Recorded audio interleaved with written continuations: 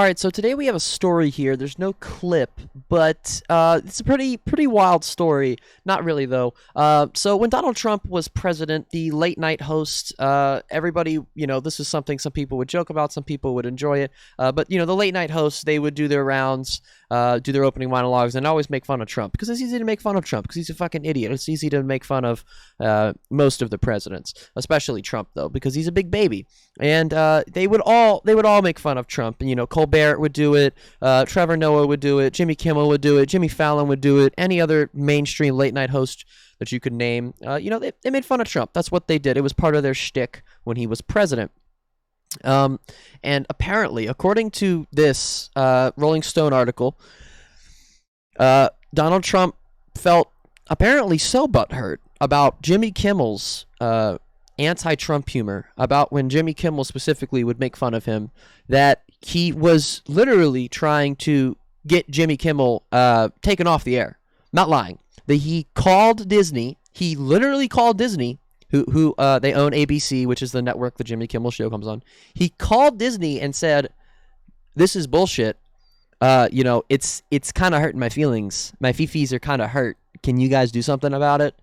And this isn't like a lot of people. Some people will tell you that Rolling Stone, they're not the greatest publication. They're not always the greatest publication, but apparently someone who used to work at Disney came out and publicly talked about this. The then president, according to two former Trump administration officials, was so upset by Kimmel's comedic jabs that he directed his White House staff to call up. I'm sorry, they were Trump administration officials, not White House, not Disney employees. White House staff to call up one of Disney's top executives in Washington, D.C. to complain and demand action. In at least two separate phone calls that occurred around the time Trump was finishing his first year in office, the White House conveyed the severity of his fury with Kimmel to Disney, the ex-officials tell Rolling Stone. Trump's staff mentioned that the leader of the free world wanted the billion-dollar company to rein in the Trump-trashing ABC host, and that Trump felt that Kimmel had, in the characterization of one former senior official, been very dishonest in doing things that Trump would have once sued over. The incident was so bizarre that news of it spread around the corridors of power in Washington, D.C. Other administration officials who had nothing to do with the pressure campaign began hearing from their contacts at Disney about how confused they were that the White House kept telling them that Trump wanted Kimmel to tone down his anti-Trump humor. And this, you can talk about the abuse of power that this really is, and that is, I think an important aspect of this, but I think the main thing I would want to focus on is this just proves that Donald Trump does not need to be anywhere near the White fucking House, anywhere near Washington, D.C., Capitol Hill at all. He actually felt so inclined. Number one, I don't know what Trump actually did when he was president, because he would talk about so much stuff on Twitter, stuff that comes on TV. I think that he just watched TV all day long, because he would watch Fox all the time because he would constantly tweet about Fox in the morning. Jimmy Kimmel comes on at like 8 or 9 o'clock at night, so he obviously watches Jimmy Kimmel. So I guess Trump just watches TV all day long.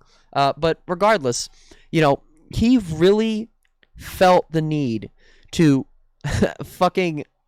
he really called Disney. He called Disney and said, I want you to take Jimmy Kimmel off. He's making too many Trump jokes. I don't like it. Could you guys imagine the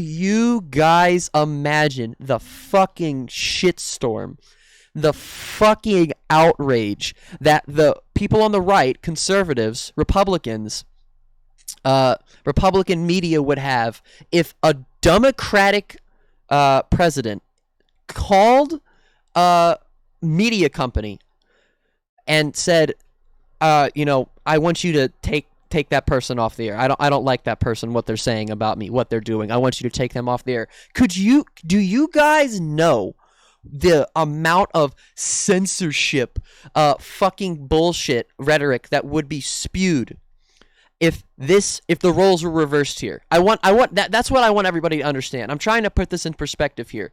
The conservatives, the Republicans run around and say, "Oh, this is censorship. This is all censorship. They're trying to censor the conservatives." When Donald Trump, the Republican president, was actually trying to actively censor Jimmy Kimmel by directly contacting Disney and telling them that he did not like what Kimmel was doing.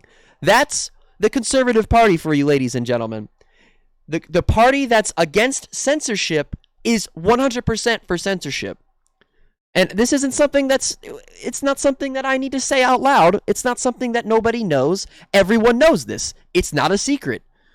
It's just, it's so frustrating when you hear these people talk about censorship when they are the only ones censoring anything. They want to censor stuff. Ron DeSantis censoring history in Florida. Donald Trump trying to censor Jimmy Kimmel. They are the party of censorship. They want certain things to be censored because they want to keep people stupid. They don't want you to see everything.